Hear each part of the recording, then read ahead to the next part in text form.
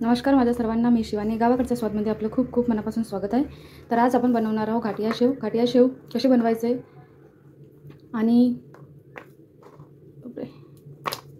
घाटिया शेव कशी बनवायचे ते मी समोर सांगतेच. चला तर सुरू करूया आजची रेसिपी. बेसनाच्या गाठ्या बनवण्यासाठी 2 कप बेसन घ्यायचं आहे. हा 1 कप घेते, आधी छानून घेते आणि नंतर दुसरा आणखी 1 कप घेते. चाळणीने सांडल्याने कसं आहे की गळे वगैरे सर्व निघून जाते आणि कचरा वगैरे असला तो पण साफ होऊन जाते, म्हणून सांडणं गरजेचं असते. आणखी 1 कप म्हणजे 2 कप आपल्याला घ्यायचं आहे. बेसन तुम्ही कोणतेही यूज करू शकता, घरचं किंवा विकतचं वगैरे. बेसन सांडून झाल्यावर 1/4 टेबलस्पून हळद घालायची आहे. हळदनी कलरही छान येते आणि फ्लेवर पण छान वाटते. मीठ चवीनुसार तुमच्या. अजवाईन घेतला आहे, थोडं असं क्रश करून हाताने घालायचं म्हणजे छान असं सुगंध येते त्याचा. काळी मिरची पावडर 1/4 टेबलस्पून. जिरं मी थोडं दरदरा कुटून घेतलं होतं थोडंसं, तेही घालते. कस्तुरी मेथी आहे 1 चमचच्या जवळपास, ती पण आणि अशी हाताने बारीक करून घ्यायची.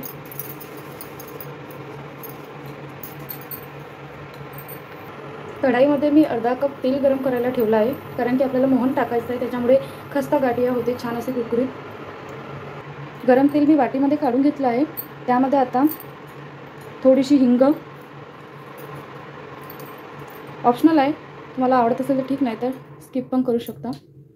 आणि थोडासा सोडा घालत आहे. आता हे गरम तेल आपल्याला मिश्रणामध्ये घालायचं आहे आणि हे आता सर्व चम्मचनीच मिक्स करून घ्यायचं, थोडं मिक्स होतपर्यंत. नंतर हाताने करायचं पाणी घालून. सॉफ्ट असा डो तयार करून घ्यायचा आहे. किती छान असा कलर आला आहे. पाणी घालायचं आहे, मी फक्त तेलानेच भिजवलं सध्या. आता पाणी घालत आहे, थोडी थोडी करून पाणी घालायचं, एकसाथ पाणी नाही घालायचं. पाणी जास्त लागत नाही, अर्धा कपपेक्षाही मला कमीच लागलं आहे पाणी, म्हणून पाणी जास्त टाकायचं नाही, थोडं सांभाळूनच टाकायचं, नाहीतर जास्त आसट होईल असं पातळसर तर जमणार नाही.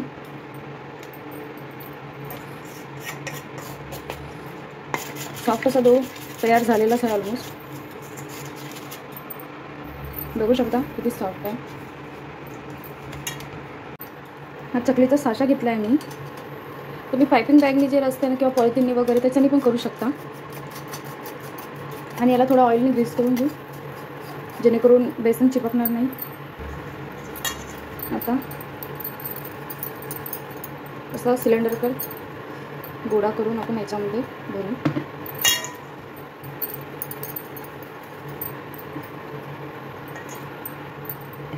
असं लावून घेऊ. मीडियम फ्लेमवर ऑइल गरम झालं आहे. मी थोडं टाकून बघितलं की गरम झालं की नाही म्हणून. झालं आहे. तर आता चकल्या पिळूया, मीच गाठिया काढूया.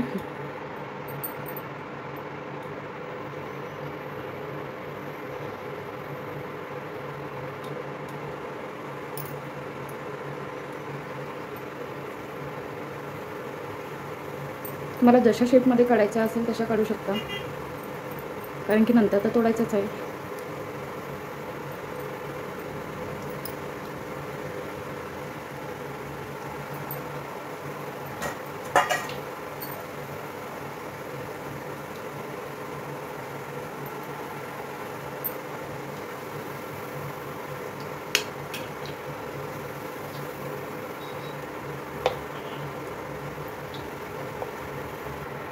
ऑलमोस्ट तयार झाले आहे. काढून घेऊ आपण. टिश्यू पेपर घेतला, एक टिश्यू पेपर घ्यायचं प्लेटवर, म्हणजे जेवढी ऑइल वगैरे राहील ते ॲब्झॉर्ब करून घे. खूप छान अशा बनल्या आहे.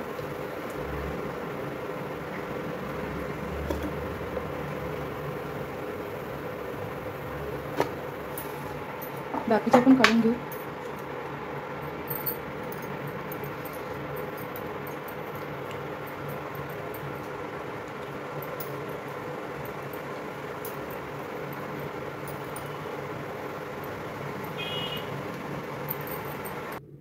तयार आहे आजची रेसिपी घाटिया शेव.